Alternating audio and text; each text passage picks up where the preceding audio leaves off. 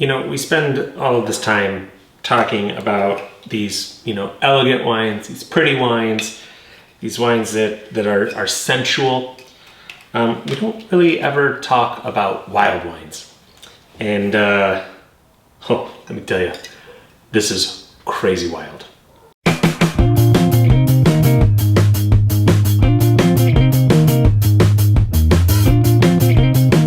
So what makes a wine wild?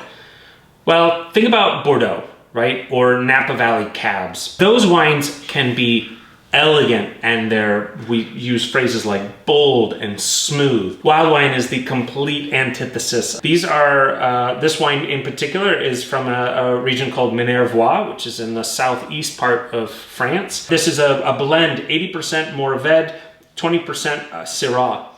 Some of you may have heard of Mourvèdre before. Mourvèdre tends to be a blending grape in GSM blends, Grenache, Syrah, Mourvèdre. You don't really see a lot of mono Mourvèdre bottlings. Mourvèdre on its own, these are, by the way, grape varieties that love heat.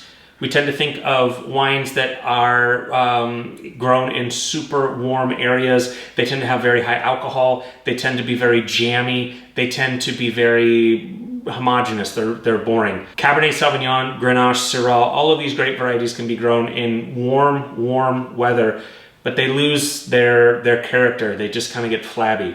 Mourvèdre, on the other hand, thrives in hot weather. So perfect for that Mediterranean coast, Provence, super warm down there. But these wines are wild in the sense that they're gamey. It'll be the difference between having a pork chop versus having wild boar.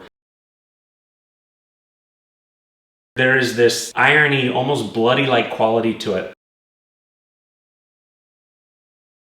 Think more iron. You get that, you accidentally bite your tongue or you bite your cheek. And then this really dark fruit, which you have to imagine, again, staring out over the southeast of France. You're gonna see all of the herbs, so lavender fields, thyme, rosemary, and then think about game that's running through there. So this is coming from a producer, Domaine du Somail, and this is their La Vigne de Plume plum. It's after a philosopher, named after a philosopher, and this is really their romantic winery way of dedicating it to artists and musicians and philosophers, but it belies how different this wine is if you're used to drinking Bordeaux or Napa Valley. So on the nose, you get these black pepper, definitely is that iron, I want to use the word brambly, like this has wild blackberries,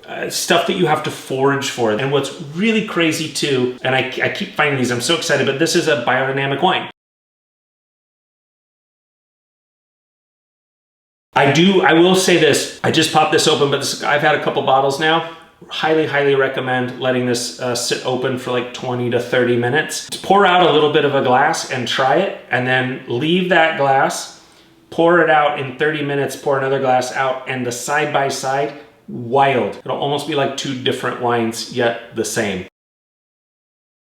Like, what is it, not paternal twins?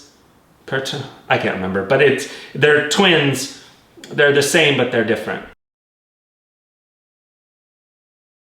And this wine, you can tell, it's big, it's powerful.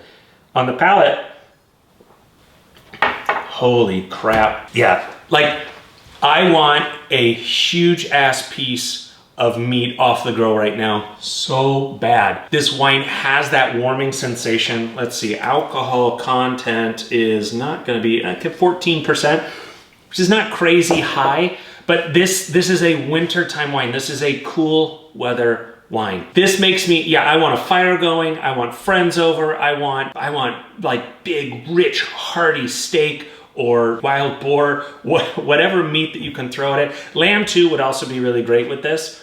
Lamb kind of has that gamey note. Any game birds, I mean, God, this, oh, it's so delicious. If you were making cassoulet or were going to a restaurant where you knew you could order cassoulet, this would be insane with that. That Mourvèdre grape, one of my favorites to drink. Wines from Minervois, wines from the southeast of France, always a solid call in my book. I hope you enjoy this wine as much as I do. I hope you're grilling something huge and primal tonight.